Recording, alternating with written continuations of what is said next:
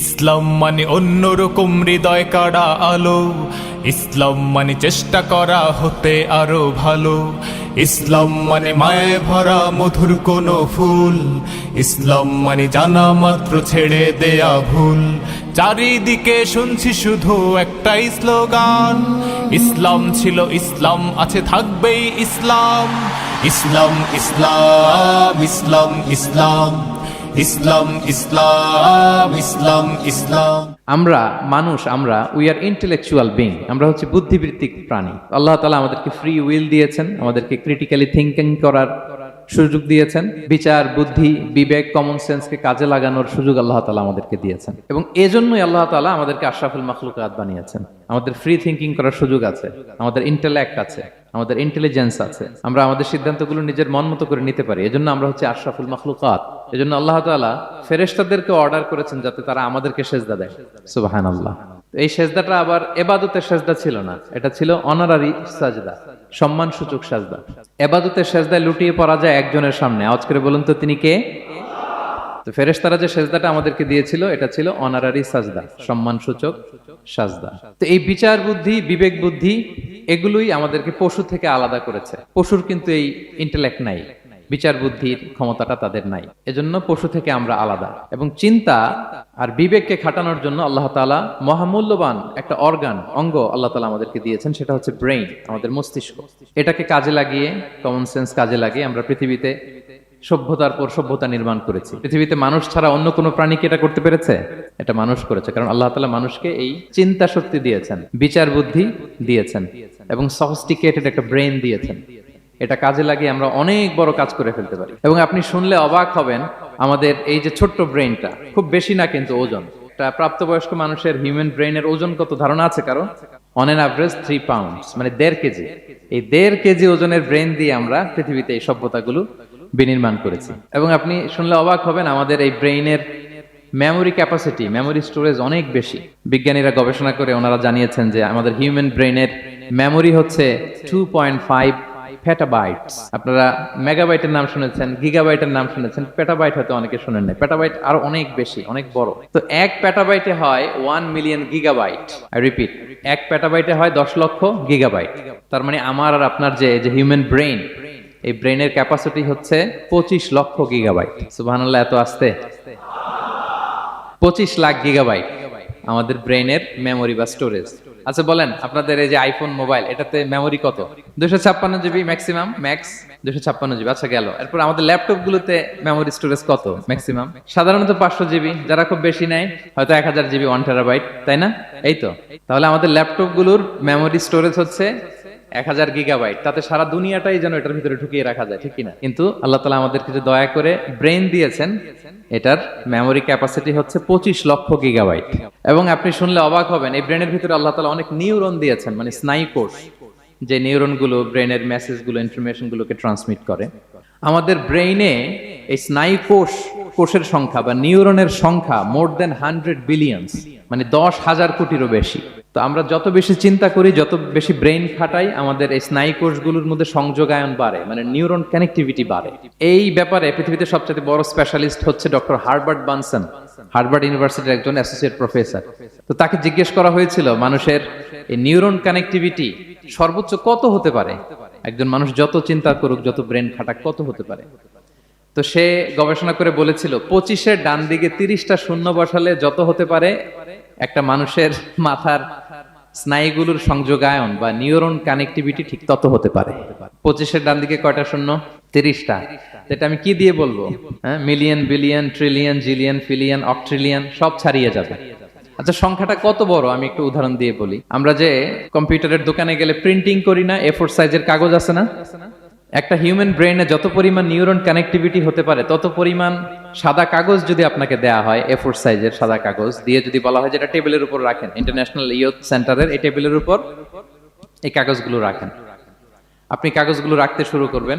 কাগজের স্তূপ উঁচু হতে হতে হতে হতে এই টাওয়ার ছাড়িয়ে, আকাশ ছাড়িয়ে, বাতাস ছাড়িয়ে, মহাকাশ স্টেশন ছাড়িয়ে, নাসার বিজ্ঞানীদের নাগালে আসা প্রথম আকাশের যত দূর বিজ্ঞান যেতে পেরেছে, এই যে জেমস ওয়েব টেলিস্কোপ 34 কোটি বছর আগের ছবি স্থির চিত্র আমাদেরকে পাঠিয়েছে, যত দূর মানুষের নাগালে এসেছে।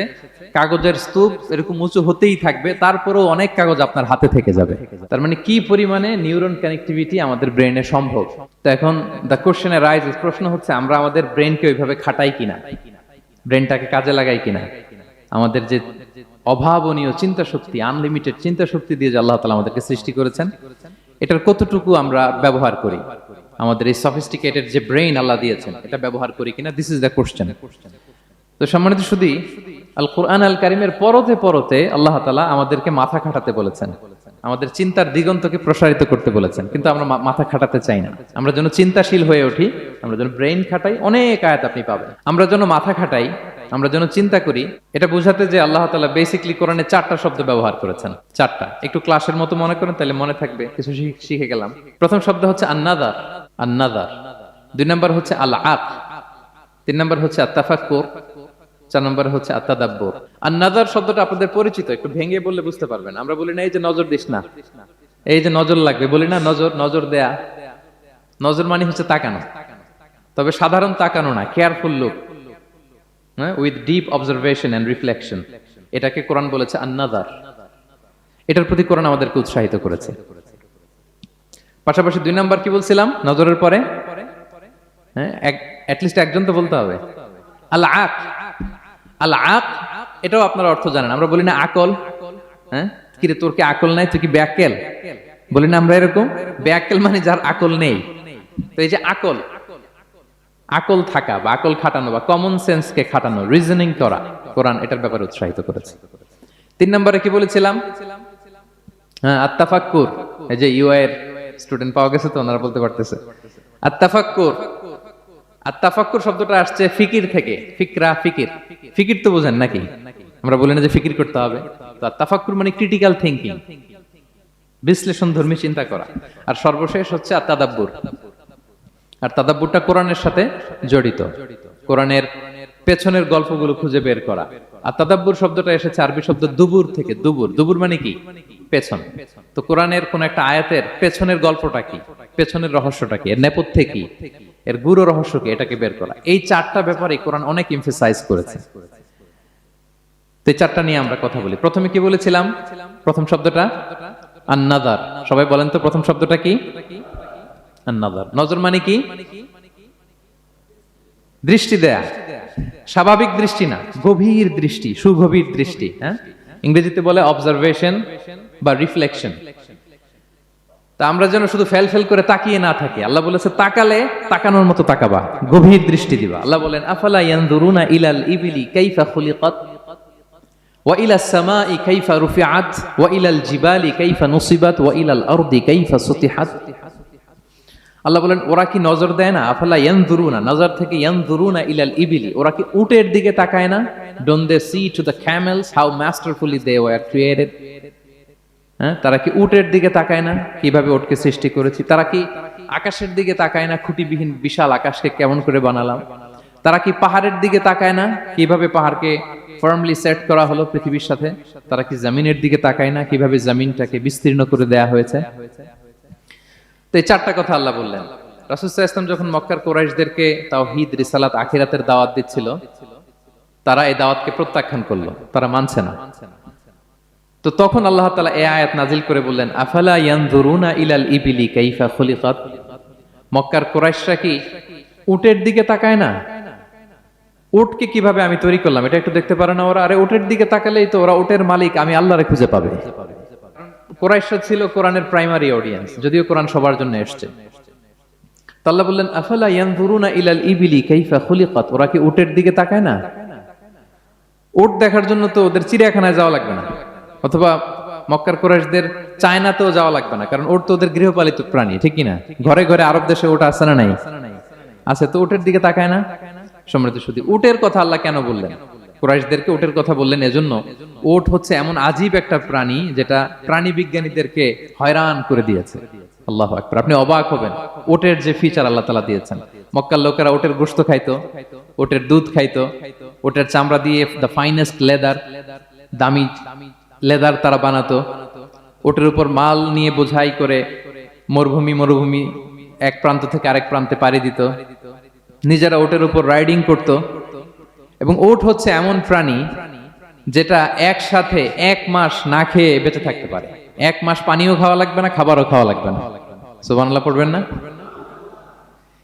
এট এ টাইমে একটা ওট, প্রাপ্তবয়স্ক একটা ওট একসাথে 200 লিটার পানি খেয়ে ফেলতে পারে। এবং ওটের পেটের ভিতরে একটা স্পেশাল ওয়াটার চেম্বার আছে, ওই চেম্বারে রেখে দেয়, খেয়ে ওইটারে পাঠায় দেয় না ওদের কিডনিতে। 200 লিটার পানি একবারে খেয়ে স্পেশাল চেম্বারে রেখে দেয়, যখন লাগবে ওইখান থেকে নিয়ে নিয়ে বেঁচে থাকে। 1 মাস না খেয়ে বেঁচে থাকে কি করে? ওটের পিঠে দেখবেন একটা কুজ আছে, একটা উঁচু ওটকে যদি কল্পনা করেন, উপরে একটা কুজ আছে না, এই পুরো কুজটা হচ্ছে চর্বির আধার। তো ওটের যখন খাবার থাকে না মরুভূমিতে, মাসের পর মাস যখন চলে, ওই চর্বি থেকে এনার্জি নিয়ে সে মরুভূমিতে চলে, সে না খেয়েও বাঁচতে পারে। আমাদের চোখের মধ্যে যেমনি একটা পাপড়ি, এরকম এক পাপড়ি দিয়ে ওটকে আল্লাহ বানায় নাই, ডবল লেয়ারের পাপড়ি দিয়েছে। কারণ মরুভূমির মধ্যে চলতে পথে লু হাওয়া থাকবে, মরুভূমির সাইমুম, বালুর ঝড়, এই ঝড় মোকাবেলার জন্য, লু হাওয়া মোকাবেলার জন্য ডবল লেয়ারের চোখের পর্দা। একটা পর্দা ফেলে রাখে আর একটা খুলে সে হাঁটতে থাকে, তার কিছুই হয় না। সুবহানাল্লাহ। আমাদের 98 ডিগ্রি ফারেনহাইটে স্বাভাবিক তাপমাত্রা, তাই না? 99 ডিগ্রি হলে আমাদের জ্বর, 100 ডিগ্রি হলে জ্বর, 101, 2 সর্বোচ্চ আমরা সহ্য করতে পারি। এর বেশি যদি হয়, 103 ডিগ্রি হলে বেহুশ হয়ে যায় মানুষ। 4 ডিগ্রি হলে আমাদের দেহের ভেতরে যে কোষগুলো আছে এগুলো মরে যায়।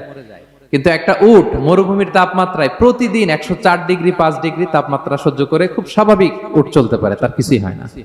এবং মরুভূমির মধ্যে যে ক্যাকটাস আছে, গুলমলতা, বড় বড় কাঁটা জাতীয় গাছ, যেই কাঁটা পৃথিবীর কোনো প্রাণী খেতে পারবে না, কিন্তু একটা উট অনায়াসে খেয়ে ফেলতে পারে। উটের জিহ্বাকে এবং পাকস্থলীকে আল্লাহ এমন স্পেশালি মেড করেছেন, যত কাঁটা দিবেন খেয়ে সাবার, ওর কিছুই হয় না। সুবহানাল্লাহ বিহামদি। আল্লাহ বলে, আফালা ইয়ানজুরুনা ইলাল ইবিলি কাইফা খুলিকাত, ওরা কি উটের দিকে তাকায় না? আরে উটকে নিয়ে গবেষণা করলেই তো উটের মালিককে খুঁজে পায় তারা। এরপর বললেন, ওয়া ইলাস সামাই কাইফা রুফিআত, ওরা কি আকাশের দিকে তাকায় না? কিভাবে খুঁটি ছাড়া আকাশকে আমি বানিয়েছি। আপনারা যখন বিমানে চড়েন তখন কি শুধু ভিডিও করতে থাকেন নাকি? মেঘের ভিডিও, আকাশের ভিডিও, তখন তাকাবেন আকাশের দিকে। সুবহানাল্লাহ, কিভাবে আল্লাহ আকাশকে তৈরি করেছেন। ওয়ালাকাদ যায়্যানা সামা আদ-দুনিয়া বিজিনাতিল কাওয়াকিব, আল্লাহ বলেন এই প্রথম আকাশটাকে আমি তারা দিয়ে সুশোভিত করেছি, বিশাল বিশাল তারা। এই যে আমরা সূর্য দেখি, এটা একটা তারা, পৃথিবীর চেয়ে 13 লক্ষ গুণ বড় এই সূর্য। কত গুণ বড় বলে ফেললাম হুট করে মুখ দিয়ে, কিন্তু কল্পনা করতে পারতেছি। তার মানে 13 লক্ষটা পৃথিবী সূর্যের মধ্যে রাখার জায়গা আছে। তাই বলে মনে করেন না যে সূর্য অনেক বড় সাইজের তারা, না। সূর্য এই মহাশূন্যের খুব ছোট্ট সাইজের একটা তারা। সূর্যের চেয়ে লক্ষ কোটি গুণ তারা আছে। যে সূর্য পৃথিবীর চেয়ে 13 লক্ষ গুণ বড়, ওই সূর্যের চেয়ে কোটি গুণ বড় তারা আছে। এরকম লক্ষ কোটি কোটি তারা নিয়ে আমাদের গ্যালাক্সি মিল্কি ওয়ে, এরকম কোটি কোটি গ্যালাক্সি আছে। সুবহানাল্লাহ, কোটি কোটি গ্যালাক্সি নিয়ে আমাদের এই প্রথম আকাশের মহাশূন্য। তার মানে পুরো প্রথম আকাশটাকে যদি একটা মানচিত্র দেয়া হয়, ওইখানে মাইক্রোস্কোপ দিয়ে পৃথিবীকে খুঁজে পাওয়া যাবে না। আই রিপিট, পুরো প্রথম আকাশটাকে যদি একটা বড় মানচিত্র বানানো হয়, আমরা যে পৃথিবীতে আছি, মাইক্রোস্কোপ দিয়েও এটাকে খুঁজে পাওয়া যাবে না। এই বিশাল প্রথম আকাশের মহাশূন্য যখন শেষ, এরপরে হচ্ছে প্রথম আকাশের লেয়ার, তারপরে হচ্ছে দ্বিতীয় আকাশের মহাশূন্য, তারপরে দ্বিতীয় আকাশের লেয়ার। বিষ্ণু ইসলাম বলেন, দ্বিতীয় আকাশের তুলনায় প্রথম আকাশটা কত ছোট শোনো। সাহারা মরুভূমির মধ্যে যদি তোমার হাতের আংটি ছুঁড়ে ফেলে দাও, পুরো মরুভূমির তুলনায় তোমার হাতের আংটি যত ছোট, আল্লাহর দ্বিতীয় আসমানের তুলনায় প্রথম আসমানটা ঠিক তত ছোট। আবার তৃতীয় আসমানের তুলনায় দ্বিতীয় আসমানটা ঠিক ওই রকম। আবার চতুর্থ আসমানের তুলনায় তৃতীয় আসমানটা ওই রকম। এইভাবে 7 আসমান, এরপরে আল্লাহর কুরসি, মাউদাউল কাদামাইন, যেখানে আল্লাহ তার কুদরতি পা রাখেন। তো 7 আসমানটা যত বড়, পুরো সাহারা মরুভূমির মধ্যে আংটি ফেলে দিলে মরুভূমির তুলনায় আংটি যত ছোট, আল্লাহর কুরসির তুলনায় পুরো 7 আসমানটা ঠিক তত ছোট। কল্পনা করা যায়? এজন্য আল্লাহ বলেছেন, আফালা ইয়ানজুরুনা ইলাল ইবিলি কাইফা খুলিকাত, একটু উট নিয়ে চিন্তা করতে পারো না? আকাশটা নিয়ে একটু ভাবতে পারো না? ওয়া ইলাল জিবালি কাইফা নুসিবাত, একটু পাহাড়ের দিকে তাকিয়ে একটু অবজারভেশন করা যায় না, রিফ্লেকশন। ও মক্কার লোকেরা, পাহাড় দেখার জন্য তো তোমাদের অন্য দেশে যাওয়া লাগবে না, তোমরা তো সারাউন্ডেড বাই মাউন্টেইনস, চারদিকে শুধু পাহাড়। পাহাড় আর পাহাড়। এই পৃথিবীর ভেতরে 7টা টেকটনিক প্লেট আছে। এই 7 tectonic plates creates the mountain range on earth. পৃথিবীর মধ্যে মাউন্টেন এভাবেই হয়েছে। বিগ ব্যাং এর মহাবিস্ফোরণের পরে এই প্লেটগুলো যখন কোলাপস করলো, মাঝখানের জায়গা উঁচু হয়ে গেল, দ্যাট ইজ মাউন্টেন। এটাই মাউন্টেন।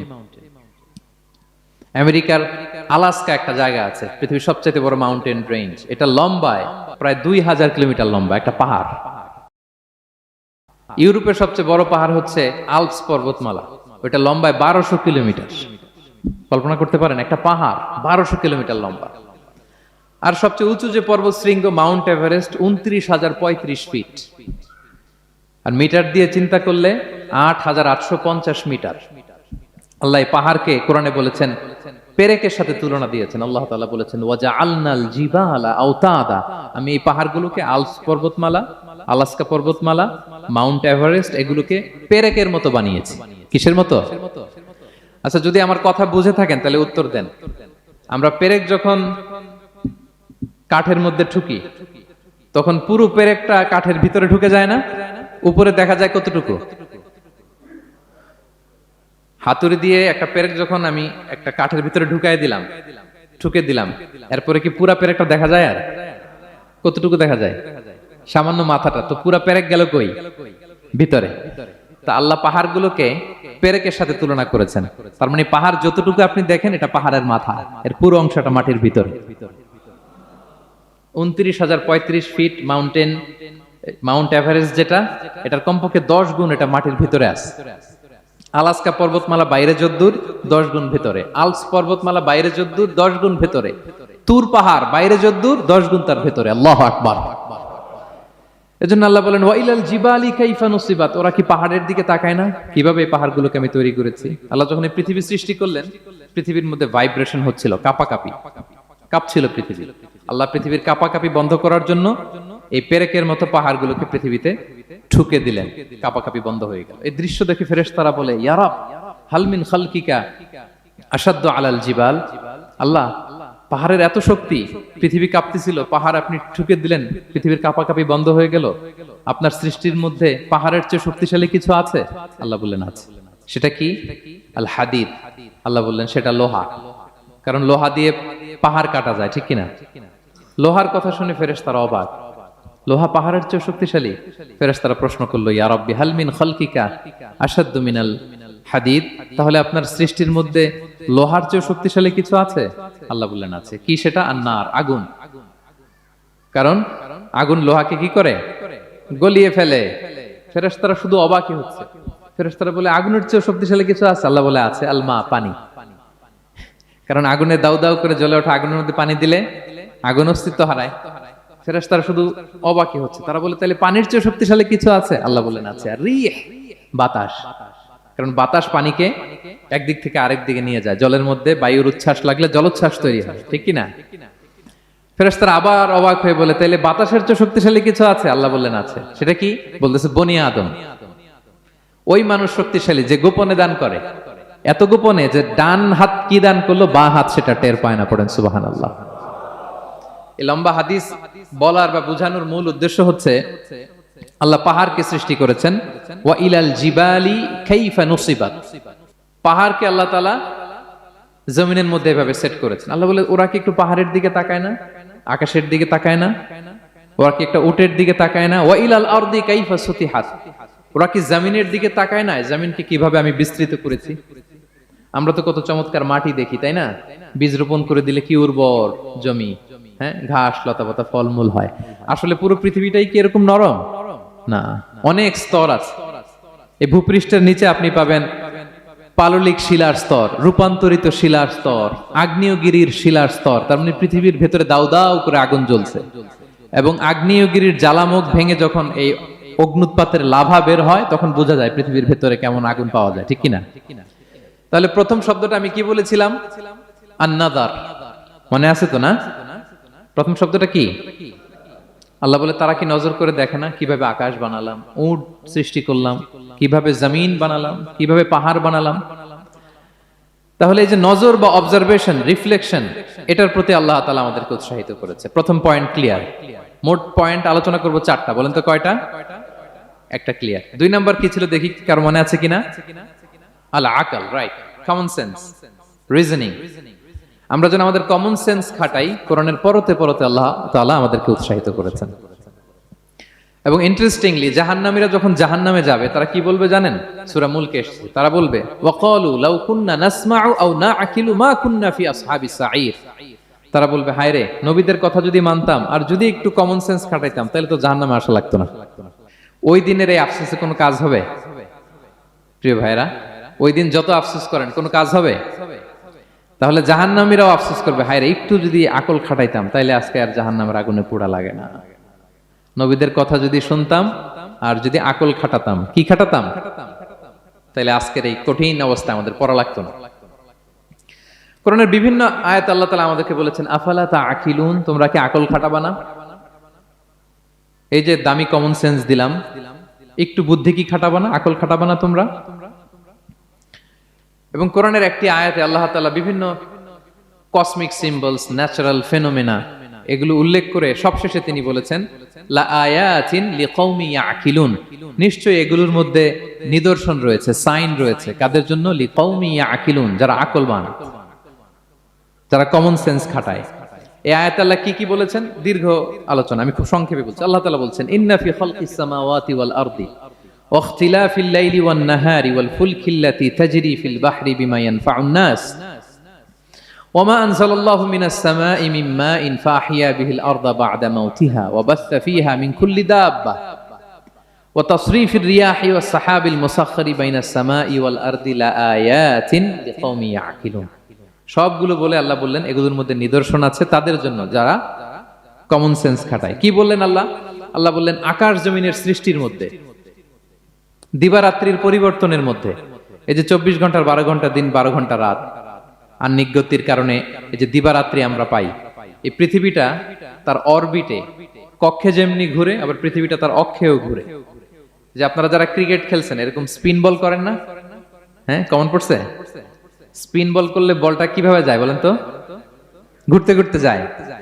তো পৃথিবী যখন সূর্যের চারদিকে কক্ষে ঘুরে, ওই ঘোরার মুহূর্তে সে নিজে স্পিনিং হইতে থাকে, ঘুরতে থাকে। ওই স্পিন হইতে তার এক পিঠ থেকে আরেক পিঠে ঘুরতে তার 24 ঘন্টা সময় লেগে যায়। ওইটার কারণে দিবারাত্রি হয়। 12 ঘন্টায় আমরা দিন পাই, 12 ঘন্টায় আমরা রাত পাই। আল্লাহ বলেন এই দিবারাত্রির পরিবর্তনের মধ্যে নিদর্শন আছে। তারপরে সাগরে যে ভেসে বেড়ায় বড় বড় নৌযান, জলযান, আপনারা দেখেছেন কিনা জানি না, এই যে icon of the ocean, Titanic জাহাজের চেয়ে 10 গুণ বড় জাহাজ, আমি দেখে এসেছি পশ্চিমা দেশগুলোতে। এত বিশাল বড় জাহাজ, এটা সামনে দাঁড়ালে এটার দৈত্যের মতো মনে হয়। মালয়েশিয়াতে তো অনেক কন্ডোমোনিয়ামস, 10-15টা কন্ডোমোনিয়ামস একসাথে জোড়া লাগালে এটা যত বড়, ওই ক্রুজগুলো, জাহাজগুলো এত বড়। এক একটা জাহাজের ভেতরে 3000-4000 হোটেল রুম আছে, 8-10টা রেস্টুরেন্ট আছে, ফুটবল স্টেডিয়াম আছে, থিম পার্ক আছে, বিশাল একটা এন্টায়ার সিটি। এই বিশাল ক্রুজগুলো, Icon of the Sea, Virgin Voyages, Royal Caribbean, এগুলো সাগরের উপর দিয়ে ভেসে বেড়ায়। আল্লাহ বলে বল ফুলকিল্লাতি তাজরি ফিল বাহরি বিমা ইয়ানফাউন নাস, সাগরের উপরে বিশাল বড় বড় ক্রুজগুলো ভেসে বেড়ায়, এর মধ্যে নিদর্শন আছে। এরপর আল্লাহ বললেন আমি পানি থেকে সব প্রাণী তৈরি করেছি, ওয়াজআলনা মিনাল মাই কুল্লা শাইইন হাই, সব প্রাণ এসেছে পানি থেকে। বিজ্ঞান এটাকে কনফার্ম করেছে। তারা বলেছে পৃথিবীর সর্বপ্রথম এককোষী প্রাণীর নাম হচ্ছে অ্যামিবা। অ্যামিবা এসছে, জুপ্লাংটন, ফাইটোপ্লাংটন, ব্যাকটেরিয়া প্লাংটন, এভাবে স্পিসিসগুলো ডেভেলপ করেছে। আল্লাহ বলে এর মধ্যে নিদর্শন আছে। এরপর আল্লাহ তাআলা বলেছেন মৌসুমী বায়ু, এই যে বায়ুর প্রবাহ, এতে নিদর্শন আছে। আর আকাশ জমিনের মাঝখানে যে মেঘমালাগুলো ভেসে বেড়ায়, এই সবগুলোর ভেতরে নিদর্শন আছে। কাদের জন্য? আল্লাহ বলেন লা আয়াতিন লিকাউমি ইয়াকিলুন, তাদের জন্য যারা আকল খাটায়, যারা কমন সেন্স খাটায়। সুবহানাল্লাহ পড়বেন না? এজন্য বিমানে যদি আপনারা উইন্ডো সিট পান, কি করবেন আজকে থেকে বলেন? উইন্ডো সিটের পাশে বসে বসে রিল দেওয়ার জন্য ভিডিও মেক করব। কি করবেন? হ্যাঁ, আল্লাহর নিদর্শন দেখব, কত ক্ষুদ্র আমি, কত নগণ্য আমি, কত তুচ্ছ আমি, এটা বুঝবার চেষ্টা করব। তাহলে 4টা পয়েন্টের 2টা চলে গেল, একটা হচ্ছে নাজার আর একটা হচ্ছে আল্লাহ আকল। 3 নাম্বার কি ছিল? একজন বলতে হবে। আত্তাফাক্কুর। আত্তাফাক্কুর মানে ক্রিটিক্যাল থিঙ্কিং।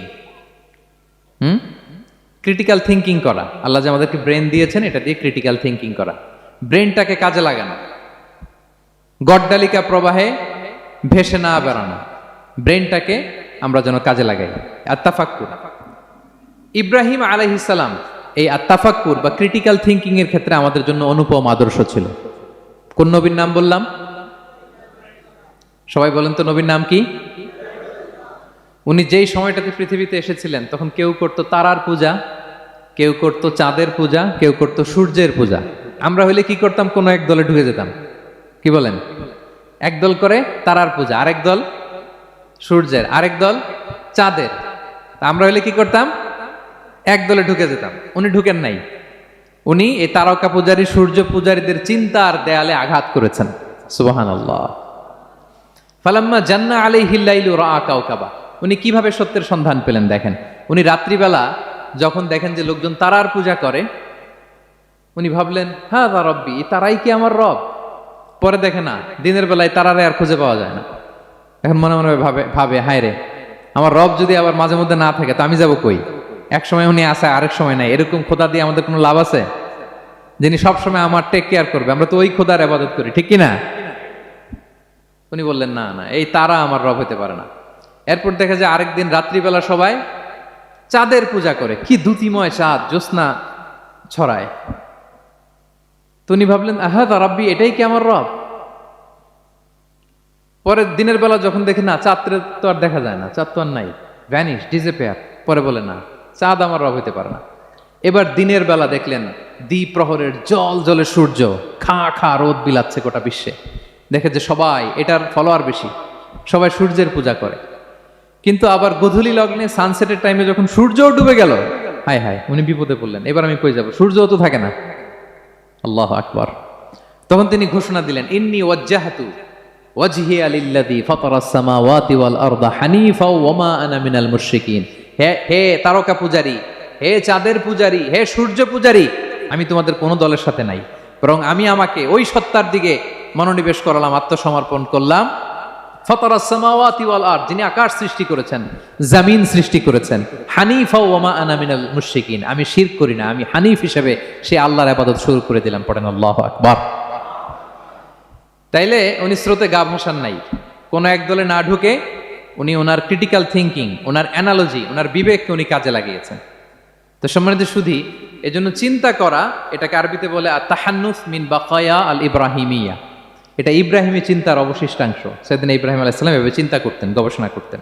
সূরাতুন নাহলে আল্লাহ তাআলা মৌমাছি কিভাবে মধু সংগ্রহ করে এই ইনফরমেশনটা যখন আমাদের সামনে পেশ করলেন, এই আয়াতের শেষেও তিনি একই কথা বললেন, ইন্না ফি যালিকা লাআয়াতান লিকাউমিন ইয়াতাফাক্কারুন। নিশ্চয় এর মধ্যে যারা চিন্তাশীল তাদের জন্য নিদর্শন আছে। মৌমাছি যে মধু সংগ্রহ করে, আপনারা মৌচাক দেখছেন? কে কে দেখি মৌচাক দেখছেন? মাশাআল্লাহ। আচ্ছা, ঠিক আছে। রাসূল সাল্লাল্লাহু আলাইহি ওয়াসাল্লাম মধু বড্ড পছন্দ করতেন। পিওর হানি, দুর্গন্ধওয়ালা হানি তিনি খেতেন না, পিওর হানি খাবেন, খুবই এনার্জেটিক। এবং কোরআনে মাত্র দুইটা জিনিসকে শেফা বলা হয়েছে। এক হচ্ছে কোরআনকে বলা হয়েছে শেফা, আর এই মধুকে বলা হয়েছে শেফা। সুবহানাল্লাহ। আল্লাহ তাআলা বললেন ওয়া আওহা রাব্বুকা ইলান নাহলি আনিত্তাখিযি মিনাল জিবালি বুয়ুতা ওয়া মিনাশ শাজারি ওয়া মিম্মা ইয়ারিশুন। আল্লাহ তাআলা মৌমাছিকে শিখাই দিলেন কিভাবে মৌচাক বাঁধতে হবে। এবং আল্লাহ বললেন ইত্তাখিযি মিনাল জিবালি বুয়ুতা, তোমরা পাহাড়ে মৌচাক বাঁধো, ওয়া মিনাশ শাজার, গাছের মগ ডালে বাঁধো, অথবা উঁচু মাচার উপরে বাঁধো, যাতে গ্রামের ছোট্ট ছেলেরা ঢিল মারতে না পারে। মৌচাক যারা দেখছেন, এটা কি নিচু নিচু জায়গায় মৌমাছির মৌচাক হয় না, উঁচু একেবারে মগ ডালে। এটা মৌমাছিরে শিখাই দিছে কে? হ্যাঁ, কে শিখিয়েছে? আল্লাহ সুবহানাহু ওয়া তাআলা মৌমাছিকে শিখিয়ে দিয়েছে। যারা আরবি বোঝেন তারা বুঝতে পারবেন, ইত্তাখিদি এটা ফেমিনিন জেন্ডার। তার মানে আল্লাহ যা অর্ডার করেছেন এটা পুরুষ মৌমাছিকে অর্ডার করেন নাই, নারী মৌমাছিকে। তো গবেষণায় দেখা গিয়েছে পুরো মৌচাকের বাসাটাকে এখানে যে লিডারশিপ বহন করে এটা কোনো পুরুষ মৌমাছি না, এটা নারী মৌমাছি। সুবহানাল্লাহ। এবং তিন ধরনের মৌমাছি থাকে, একটা হচ্ছে কুইন বি, রানী মৌমাছি, আরেকটা হচ্ছে মেল বি, এরা বংশ বিস্তার করে, আরেকটা হচ্ছে ওয়ার্কার বি, এরা এই মধু আনা নেওয়া করে। তা আল্লাহ এদেরকে বললেন কুলি মিন কুল্লি সামারাত, এই মৌমাছি তোমরা আশেপাশের সব সুন্দর সুন্দর ফুল থেকে, ফল থেকে, ফ্লাওয়ার নেকটার্স, পুষ্প রস সংগ্রহ করে নিয়ে আসো। মধু এত স্বাস্থ্যকর, হেলদি ডায়েট কেন? কারণ আশেপাশের গাছের মধ্যে এখানে আপনার ভেষজ গাছ আছে, ঔষধি গাছ আছে, বনাজি গাছ আছে, ঠিক কি না? তো মৌমাছিগুলো সেখান থেকে ফ্লাওয়ার নেক্টার্স, পুষ্পরস সংগ্রহ করে আবার চলে আসে। এবং আল্লাহ বললেন ফাসলুকি সুবুলা রব্বিকি যুলুলা, পথ ভুলে যেও না, যেই পথে গেছো ওই পথে ফিরে আসো। একটা মৌমাছি মৌচাক থেকে প্রায় 10 কিলোমিটার দূরেও অনেক সময় চলে যায়, আবার 10 কিলোমিটার পথ চিনে আবার মৌচাকে এটার ফিরায় আনে কে? এই পুরো মেকানিজমটা নিয়ে গবেষণা করে অস্ট্রিয়ান একজন সায়েন্টিস্ট, তার নাম হচ্ছে কার্ল ব্রনফেশ, সে একটা বই লিখেছে দ্য ডান্সিং বিজ, এবং এই বই লিখে সে নোবেল লরেট হয়েছে, নোবেল প্রাইজ পেয়েছে। আমরা তো মধু পাইয়া হাতের তালুর মধ্যে নিয়ে জিহ্বা দিয়ে চাটি, আমাদের তো আর ব্রেন খাটানোর ওই সময় নাই। ওই কার্ল ভন ফ্রেশ সে এই মৌমাছি নিয়ে গবেষণা করে নোবেল প্রাইজ পেয়েছে, আর আমরা মাথা খাটাইতে পারলাম না। তো সে গবেষণা করে পেয়েছে, মানে কোরআনের আয়াত যা যা বলেছে সে তাই পেয়েছে। মৌমাছি ওখান থেকে ফুলের পুষ্পরস, ফ্লাওয়ার নেক্টার্স এনেই কিন্তু মৌচাকে রাখে না, ওইটারে সে খেয়ে ফেলে। এবং সে গবেষণা করে পেয়েছে এক একটা মৌমাছির 2টা স্টোমাক, 2টা পাকস্থলী। একটা পাকস্থলীতে সে নিজের খাবার দাবার খায়, আরেকটা পাকস্থলীতে এই পুষ্পরস, ফ্লাওয়ার নেক্টার্স গুলা সে রাখে। সেখানে আল্লাহ তাআলা একটা স্পেশাল এনজাইম দিয়ে ওইটাকে প্রিজার্ভ করে, প্রত্যেকটা মৌমাছির নিচে একটা টিউব আছে, সেই টিউব দিয়ে নল দিয়ে মৌচাকে যে ওই মধুগুলো রেখে আসে, পড়েন সুবহানাল্লাহ। এবং এই মধুর ভেতরে আল্লাহ তাআলা ন্যাচারাল অ্যান্টিসেপটিক রেখেছেন, এটার নাম প্রপোলিস। দ্বিতীয় বিশ্বযুদ্ধে রাশিয়ান সোলজাররা তারা আহত হলে তারা অ্যান্টিসেপটিক কিনে লাগাতো না, তারা মধু লাগায় দিত, আর আহত সোলজার তারা মুহূর্তে সুস্থ হয়ে যেত। যাদের বাতের ব্যথা আছে, বাতের ব্যথা আছে না অনেক মুরব্বীদের, ওই বাতের ব্যথার মধ্যে যদি মৌমাছির হুল ফুটাই দিতে পারেন, একদিনের মধ্যে বাতের ব্যথা ভালো হয়ে যাবে। সাময়িক হয়তো ব্যথা পাবে, মৌমাছি যখন কামড় দেয় ব্যথা লাগে না, নাকি আরাম লাগে? কামড় খাইছেন মৌমাছির কখনো? হ্যাঁ। তো বাতের ব্যথার মধ্যে আপনি মৌমাছির হুল ফুটাই দিলে আর ব্যথা নাই। সুবহানাল্লাহ বিহামদি। মুখতালিফুন আলওয়ানু, বিভিন্ন ধরনের ক্রিম হানি, হোয়াইট হানি, ইয়েলো হানি, ব্ল্যাক হানি, নানা ধরনের হানি আল্লাহ তাআলা এইভাবে প্রিজার্ভ করেছেন মৌমাছির মধ্য দিয়ে। আল্লাহ বলেন এই যে এতগুলো মৌমাছি পুষ্প রস এনে মৌচাকের মধ্যে রসগুলো রাখে, মধু তৈরি হয়। আল্লাহ বলেন ইন্না ফি যালিকা লাআয়াতান লিকওমি ইয়াতাফাক্কারুন, নিশ্চয় এর মধ্যে আল্লাহ তাআলা চিন্তাশীলদের জন্য নিদর্শন রেখেছেন। যারা চিন্তা করে, যারা হাতের তালুতে শুধু জিহ্বা দিয়ে চেটে চেটে খায় না, তারা ভাবে কোত্থেকে আসলো এই মধু, কিভাবে মৌমাছিগুলো যায়, কিভাবে ফিরে আসে। তাহলে বলেন তো আমাদের চিন্তাশীলতার দরকার আছে না নাই? সূরা আলে ইমরানের 190 নম্বর আয়াতে আল্লাহ তাআলা বলেছেন, যারা আকাশ বাতাস পৃথিবী সৃষ্টি নিয়ে চিন্তা করে এবং সর্ব অবস্থায় আল্লাহ তাআলার জিকির করে, ওয়ায়াতাফাক্কারুনা ফি খালকিস সামাওয়াতি ওয়াল আরদ, এবং তারা তাফাক্কুর করে, ক্রিটিক্যাল থিংকিং করে, এবং তারা বলে মা খালাকতা হাযা বাতিলা, হে আল্লাহ তুমি অনর্থক কিছু সৃষ্টি করো নাই। মনে রাখবেন এই পৃথিবীতে আল্লাহ তাআলা অনর্থক কোনো কিছু সৃষ্টি করে নাই, করেছে? যেটাই সৃষ্টি করেছে এটা এর মধ্যে মানব কল্যাণ আছে না নাই? আল্লাহ তাআলা আমাদের জন্য কল্যাণ রেখেছেন। এবং এই আয়াত যখন নাজিল হল, বিষ্ণু ঈসা ইসলাম বললেন ওয়াইলুন লিমান কারাআহা ওয়া লাম ইয়াতাফাক্কার ফিহা, ধ্বংস তাদের জন্য যারা এই আয়াত তেলাওয়াত করে কিন্তু এই আয়াত নিয়ে চিন্তা করে না, গবেষণা করে না। এবং কোরআনের বিভিন্ন আয়াতে আল্লাহ তাআলা বিশ্বনবীকে বলেছেন, নবী হে আপনি আপনার উম্মতদেরকে নবীদের ঘটনা শোনান। কোরআনের 3 ভাগের 1 ভাগ হচ্ছে ঘটনা। পুরো কোরআনের 3 ভাগের 1 ভাগ কি? ঘটনা, স্টোরি টেলিং। কারণ গল্প মানুষের মনে দাগ কাটে। আল্লাহ তাআলা বলেছেন ফাকুসুসিল কসাসা লাআল্লাহুম ইয়াতাফাক্কারুন, নবী হে আপনি তাদেরকে কিচ্ছা শোনান, ঘটনা শোনান, নবীদের কাহিনী শোনান। লাআল্লাহুম ইয়াতাফাক্কারুন, যাতে করে তারা ক্রিটিক্যাল থিংকিং করে। তারা লূত আলাইহিস সালামের কওমের ঘটনা যখন শুনে যে আল্লাহ তাআলা আপসাইড ডাউন করে দিয়েছিলেন, তারা যখন কওমে আদের ঘটনা শুনে, কওমে সামুদের ঘটনা শুনে, তারা যেন চিন্তাশীল হয়। এবং বিশ্বনবীর সাহাবী আবু দারদা রাদিয়াল্লাহু তাআলা আনহু উনি বলতেন তাফাক্কুরু সাআতিন খায়রুন মিন কিয়ামি লাইলা, 1 ঘন্টা কেউ যদি আল্লাহর সৃষ্টি নিয়ে চিন্তা করে সেটা সারা রাত তাহাজ্জুদের সালাত অফার করার চেয়ে উত্তম।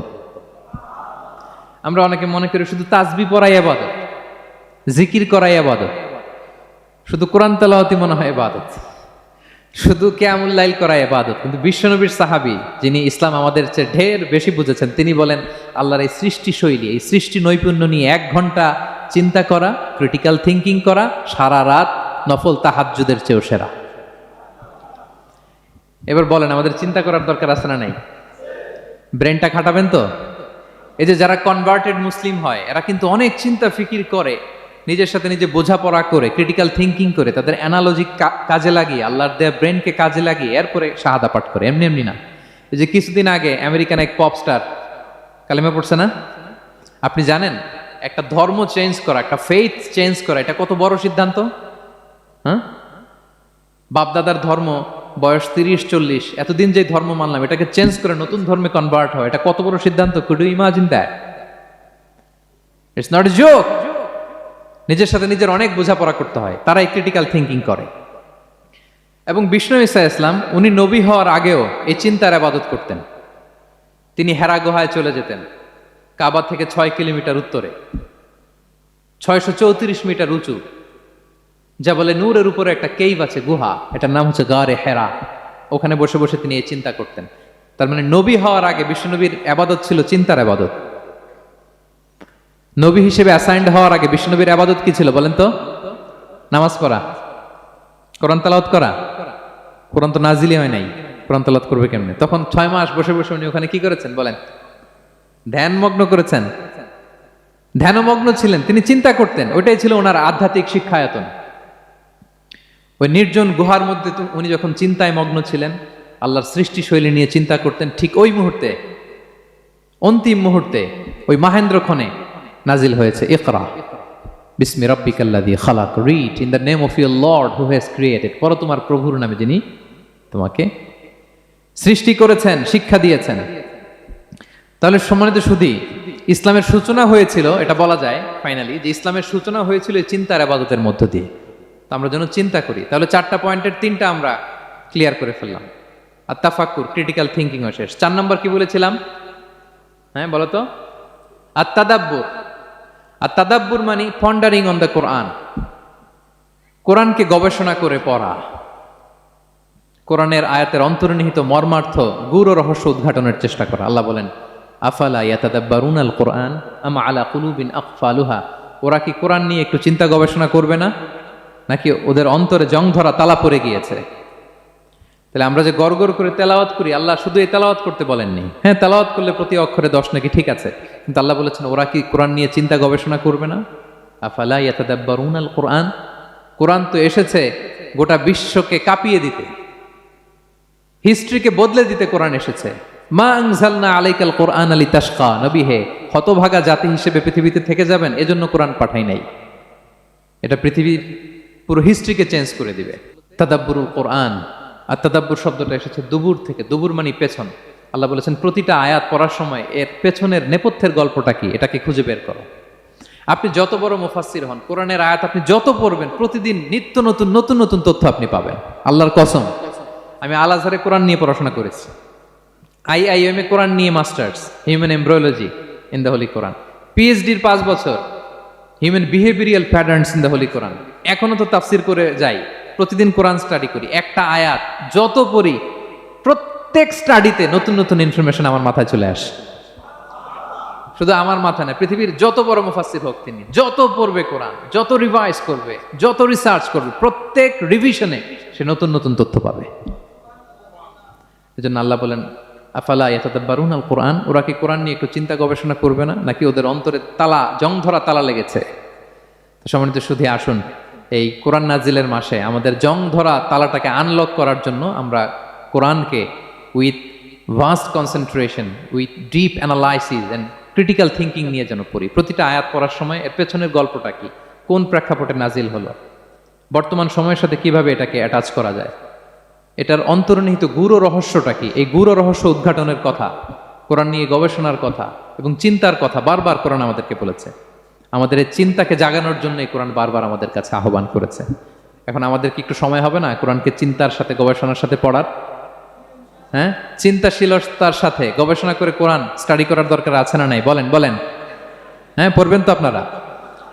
যারাই চিন্তা করবে, চিন্তাশীল হবে, কমন সেন্সকে খাটাবে, তারাই পৃথিবীর হিস্ট্রি পাল্টে দিবে। এই যে বিমান দিয়ে যে আমরা চড়ি, 2 ভাই আবিষ্কার করছে, Wilbur Wright, Orville Wright, Wright ভ্রাতৃদ্বয়। বলেন তো এই অরভিল রাইটের চোখ ছিল কয়টা?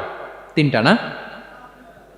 হ্যাঁ, উইলবার রাইটসের হাত ছিল কয়টা? আমার হাত কয়টা? আপনার হাত কয়টা? তো ওরা পারলে আমরা পারবো না কেন? কারণ এই চিন্তার আবাদত থেকে আমরা দূরে সরে গিয়েছে। আমাদের মধ্যে রিজনিং নাই, আমাদের মধ্যে লজিক্যাল আন্ডারস্ট্যান্ডিং নাই, আমাদের মধ্যে ক্রিটিক্যাল থিঙ্কিং নাই, আমাদের মধ্যে পন্ডারিং অন দ্য কোরআনিক ভার্সেস নাই। আল্লাহ তাআলা আমাদের যে বিবেক চিন্তা শক্তি দিয়েছেন এটাকে আমরা কাজে লাগাই না, এজন্য আমরা পিছিয়ে পড়েছি। সম্মানিত শুধু কোরআন বারবার আমাদের এই চিন্তা শক্তিকে জাগানোর জন্য আহ্বান করেছে। কোরআনের আয়াতের পরতে পরতে কোরআন আমাদেরকে বলেছে আমরা যেন চিন্তাশীল হই। এই যে সফিস্টিকেটেড ব্রেইন আল্লাহ তাআলা দয়া করে আমাদেরকে দান করেছে, আমরা যেন এই ব্রেইনটাকে কাজে লাগাই, আমরা যেন আমাদের বিবেকটাকে কাজে লাগাই, আমরা যেন আমাদের কমন সেন্সকে কাজে লাগাই, তাহলে আমাদের সোনালী অতীত আবার আমরা ফিরে পাবো। তাহলে আজকের এই আলোচনা থেকে ফাইনাল কথা হচ্ছে যে আমাদেরকে চিন্তা করতে হবে, যে কোনো জিনিসকে কোশ্চেন করতে হবে, প্রশ্ন করতে হবে, কেন, কিভাবে, ও পারলে আমি কেন পারবো না। কোরআনের আয়াত পড়ার সময় বারবার চিন্তা করবেন, সব দায় দায়িত্ব আমাদের উপর ঠেলে দিয়েন না। কোরআন নিয়ে শুধু আমরাই গবেষণা করবো আর ওয়াজ শোনাবো, এটা not only my sole responsibility, আপনাদেরও দায়িত্ব আছে, প্রত্যেকের দায়িত্ব। যত কোরআন পড়বেন আপনার অন্তরের তালা খুলে দিবে কে? আল্লাহ তাআলা আমাদেরকে চিন্তাশীল হওয়ার তৌফিক দান করুক। আমাদের এই সফিস্টিকেটেড ব্রেনকে যেন আমরা কাজে লাগাতে পারি, আমাদের কমন সেন্সকে যেন আমরা কাজে লাগাতে পারি, আমাদের রিজনিংকে যেন আমরা কাজে লাগাতে পারি। ইব্রাহিম আলাইহিস সালামের মতো গদ বাঁধা গড্ডালিকা প্রবাহে গা ভাসিয়ে না দিয়ে আমরা যেন প্রশ্ন করতে পারি, আমরা যেন বিবেককে কাজে লাগাই। আল্লাহ তাআলা আমাদের সবাইকে কথাগুলো বোঝার ও আমল করার তৌফিক দান করুক।